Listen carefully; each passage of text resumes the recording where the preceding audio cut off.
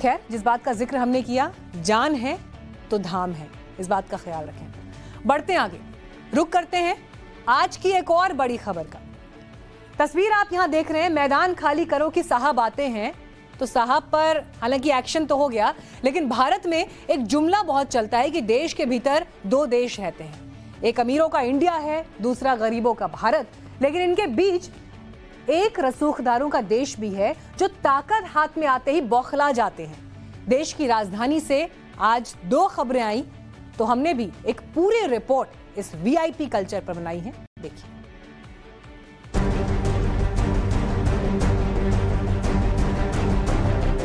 हुजूर, ये दिल्ली का त्यागराज स्टेडियम है। स्टेडियम का नाम संगीत के दिग्गज त्यागराज के नाम पर पड़ा, लेकिन यहाँ वीआईपी दादागिरी की जो धुन बजी, उससे खिलाड़ियों की ताल बिगाड़ दी। बहुत से खिलाड़ी हैं, उनको इस स्टेडियम से दूसरे आसपास के स्टेडियम खोजने पड़ गए, क्योंकि इस स्टेडियम में मना किया गया उन्हें कि आप 7 बजे के बाद या 6 बजे के बाद यहाँ पर क्यों प्रैक्टिस कर रहे हैं, क्योंकि अब यहाँ पर तो कुत्ते घुमाने का टाइम हो गया। जी, इन जनाब पर आरोप है कि अपने कुत्ते को सैर कराने के लिए इन्होंने खिलाड़ियों की प्रैक्टिस वक्त से पहले खत्म करा दी। जनाब आईएएस हैं और दिल्ली सरकार में बड़े अफसरशाह हैं। ऑर्डर जारी कर रहे हैं कि सारी स्पोर्ट्स फैसिलिटीज हमारी रात को 10 बजे तक, ताकि शाम होने के बाद भी स्पोर्ट्समैन जो है उसका इस्तेमाल। हुजूर, ये वीआईपी हनक है, जहां वीआईपी के कुत्ते की सैर देश का नाम बढ़ाने वाले खिलाड़ियों की मेहनत पर भारी है। लेकिन हुजूर, वीआईपी ये इकलौते नहीं हैं। अब डॉक्टर साहब से मिल लीजिए।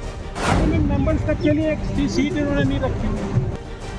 कभी केंद्रीय मंत्री हर्षवर्धन अब भले सिर्फ सांसद हैं, लेकिन वीआईपी तो हैं ही। सो दिल्ली के नए उपराज्यपाल के शपथ ग्रहण कार्यक्रम में वीआईपी सीट नहीं मिली तो नाराज हो गए। मेंबर्स तक के लिए एक सीट इन्होंने नहीं रखी। मोदी सरकार भले वीआईपी कल्चर पर अंकुश की बात करे, लेकिन हर्षवर्धन जी पुराने वीआईपी हैं और वीआईपी तो वीआईपी सुविधाएं चाहता है। मेंबर्स तक के लिए एक सीट इन्होंने नहीं रखी। हुजूर, अब इनसे भी मिल लीजिए। ये कानपुर की डीएम नेहा शर्मा हैं। जनता दरबार में बुजुर्ग की बात नागवार गुजरी तो डीएम साहिबा ने हड़काने में देर नहीं की।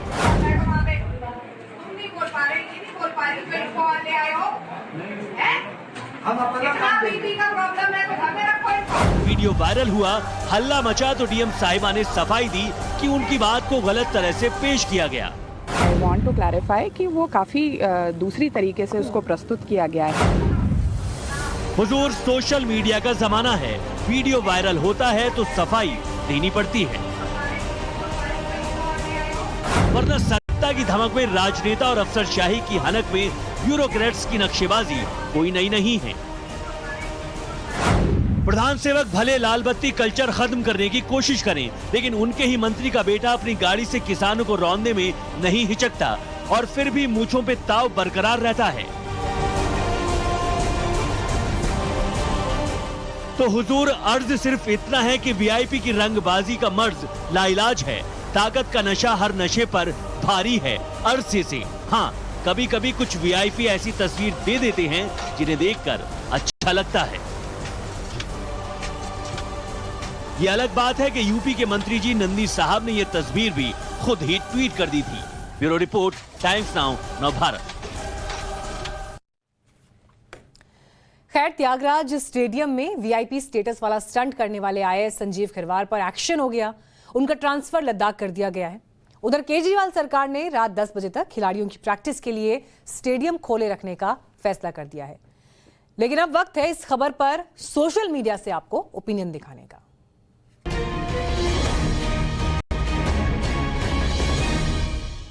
सोशल मीडिया पर आज हमने आपसे सवाल पूछा कि दिल्ली में एक आईएएस ऑफिसर के अपने कुत्ते को घुमाने के लिए खिलाड़ियों के लिए वक्त से पहले स्टेडियम बंद करने का मामला सामने आया है।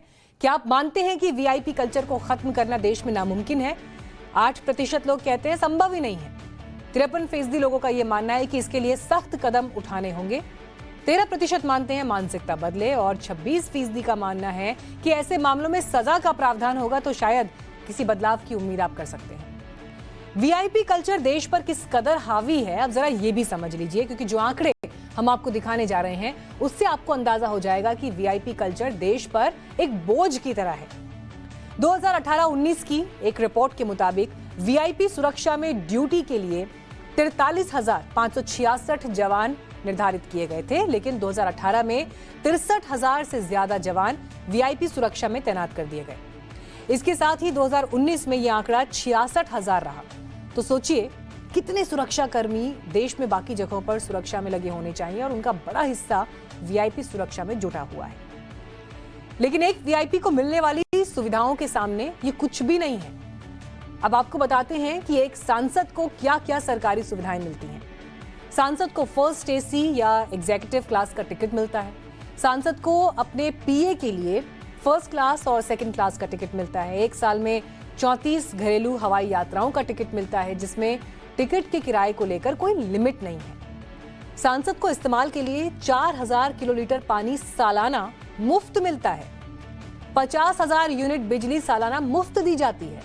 घर ऑफिस के लिए बिना बिल के 3 टेलीफोन की सुविधा मिलती है। इसके अलावा सेंट्रल गवर्नमेंट हेल्थ स्कीम के तहत सदस्य और उसके परिवार को मुफ्त में इलाज की सुविधा भी सरकार की तरफ से दी जाती है। अब चूंकि आज खबर में आईएएस महोदय हैं जो देश के एथलीट्स पर भी अपनी दादागिरी दिखाने से बाज नहीं आए, तो अब उन्हें मिलने वाली सुविधाओं के बारे में भी आपको जानकारी देते हैं। एक आईएएस अधिकारी को मोबाइल, टेलीफोन और इंटरनेट की फ्री सुविधा मिलती है। आईएएस अधिकारी और परिवार को हाई डिग्री सिक्योरिटी दी जाती है। सरकार की तरफ से कार की सुविधा भी मिलती है। कार का ईंधन और रख रखाव सब सरकारी खर्च पर होता है। आईएएस अधिकारी को जिस जगह वो पोस्टेड होता है उस जगह पर किसी पॉश इलाके में ड्यूप्लेक्स बंगले में आवास की सुविधा भी मुहैया कराई जाती है। अब सवाल यह है कि देश के लोग अफसरशाही के इस मर्ज का इलाज क्या समझते हैं? वीआईपी कल्चर दिखाने वाले नेताओं और अफसरों को सबक सिखाने का जरिया क्या है या क्या हो सकता है? इस पर सुनिए जनता का ओपिनियन।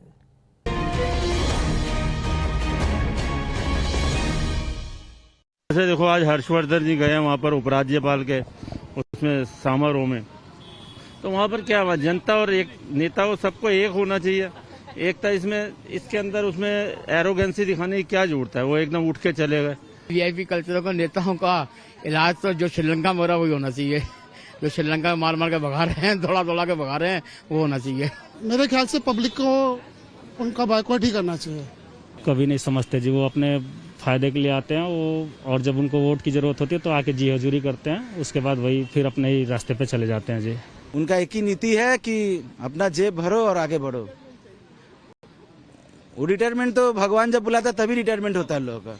इलाज तो एक ही है, आप जैसे ट्रीट कर रहे हैं अगर हम भी उनके जैसा ट्रीट करें तो फिर वीआईपी कल्चर खत्म हो जाएगा। पब्लिक के बार आएगा जन सैलाब, पब्लिक खोजेगा, नेता और अफसर दोनों को मारेगा पब्लिक। उस दिन में आ रहा है। जितने भी मतलब अफसर लोग हैं उनको सचिवालय से लेकर ऑफिस से लेकर गांव देहात में उनको भेजना चाहिए। जनता एक बार जो है डट जाए कि वीआईपी कल्चर खत्म होना चाहिए, तो वास्तव में जो है इसको जड़ से खत्म होना चाहिए।